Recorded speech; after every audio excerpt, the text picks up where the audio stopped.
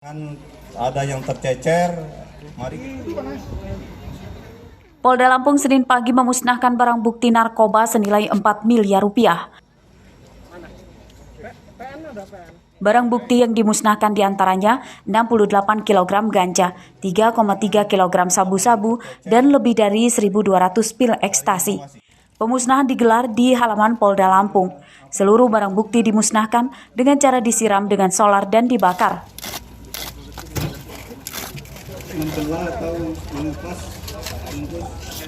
Barang bukti ini disita dari 15 orang tersangka selama 3 bulan terakhir.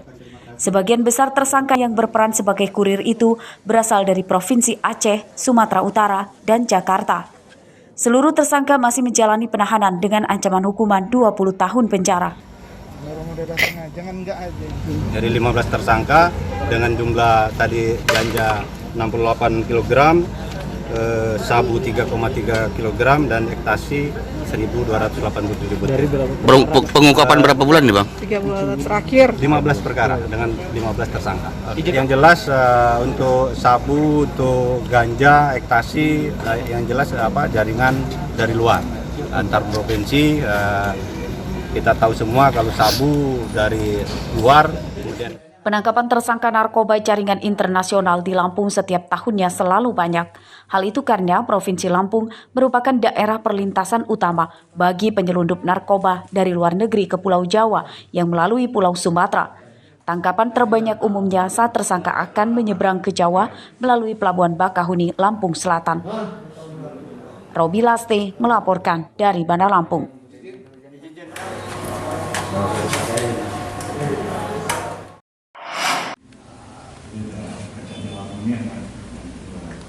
Kasus dugaan korupsi dana hibah sebesar 29 miliar rupiah dari pemerintah Provinsi Lampung ke Komite Olahraga Nasional Indonesia atau KONI Lampung dipastikan tidak akan dihentikan.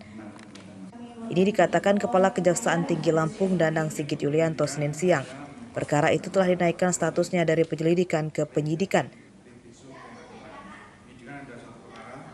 Total dana hibah dari APBD 2019 untuk KONI Lampung 60 miliar rupiah, namun yang sudah dicairkan sebesar 29 miliar rupiah.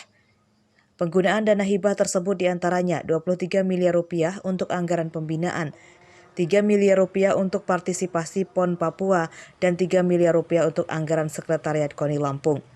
Anggaran yang sudah dicairkan tersebut diduga tidak sesuai dengan realisasi penggunaannya. KONI ini memang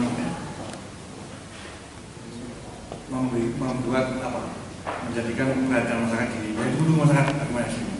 Nah, untuk saat ini perkara sudah selesai penyidikan dan dalam tahap perhitungan di BPKP. Jadi kalau ada komentar KONI memandek, mana tidak mandek. Saya sangat tulis juga Kajati mengatakan bahwa KONI tidak mandek. Tulis ya. Belum ada tersangka pada kasus dugaan korupsi tersebut. Kejati Lampung berjanji akan mengusut tuntas kasusnya. Arsadi Saputra melaporkan dari Bandar Lampung.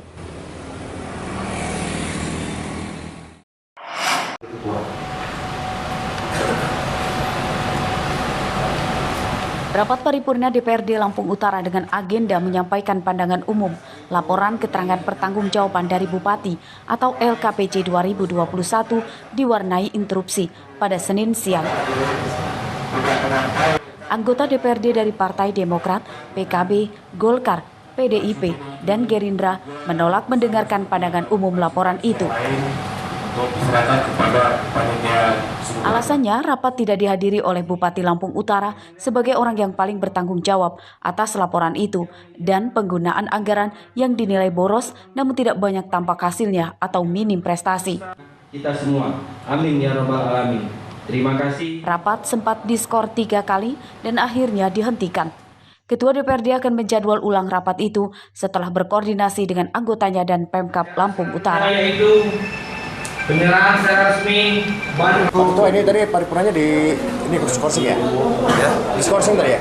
Iya. Dilanjutkan nggak Pak Ketua? Ya. Dilanjutkan nggak Pak? Di pembahasan dulu. Setelah pembahasannya, hasil pembahasannya kita laporkan di paripurna kembali. Kepada saudara Sekretaris Dewan, kami persilakan untuk membacakan surat keputusan pembentukan Panitia Kerja Badan Anggaran. Pada tanggal 13 Juni 2022 lalu, DPRD menerima laporan keterangan pertanggungjawaban dari Bupati dan Wakil Bupati Lampung Utara. LKPJ yang menjadi sorotan DPRD diantaranya di bidang pendidikan, kesehatan, dan rumah sakit umum yang tidak terstruktur dan terorganisir. Ardio Haba melaporkan dari Lampung Utara.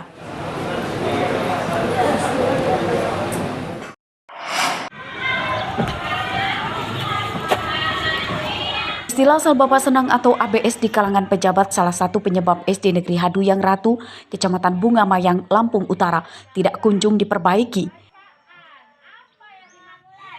Rupanya Dinas Pendidikan Lampung Utara selama ini belum pernah melaporkan SD bobrok itu ke Bupati dan Wakil Bupati.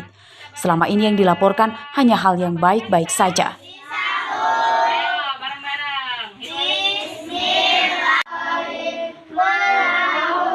Ini dikatakan oleh Wakil Bupati Lampung Utara, Ardian Saputra, usai menggelar rapat bersama DPRD. Setelah mengetahui kabar itu, Bupati dan Wakil Bupati langsung melaporkannya ke pemerintah Provinsi Lampung untuk meminta dana perbaikan bangunan melalui APBD perubahan tahun ini.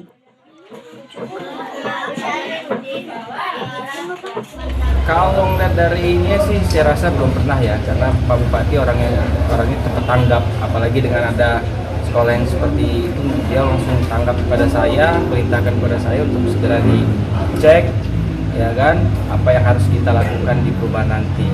Ya, sampaikanlah ke masyarakat, mudah-mudahan bisa teranggarkan di APBD perubahan. DPRD Lampung Utara meminta Dinas Pendidikan segera membangun gedung baru SD Negeri Haduyang Ratu, serta 33 sekolah lain yang juga perlu diperbaiki. Kalau dari DPRD ini sifatnya kan pengawasan ya, tentu kita akan mendorong langkah-langkah pemerintah dalam rangka menyikapi apa yang menjadi persoalan terkait khususnya sekolah dasar yang viral beberapa hari ini. Tentu kita menyadari ya, ini sebenarnya riskan untuk terjadi ya sebenarnya, tapi mungkin harus kita sadari bahwa ini tidak ada yang salah, semuanya benar ya.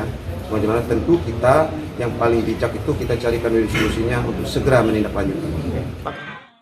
SD Negeri Haduyang Ratu sudah sekitar 10 tahun tidak tersentuh pembangunan. Para murid terpaksa belajar dalam gedung geribik dan atap terpal.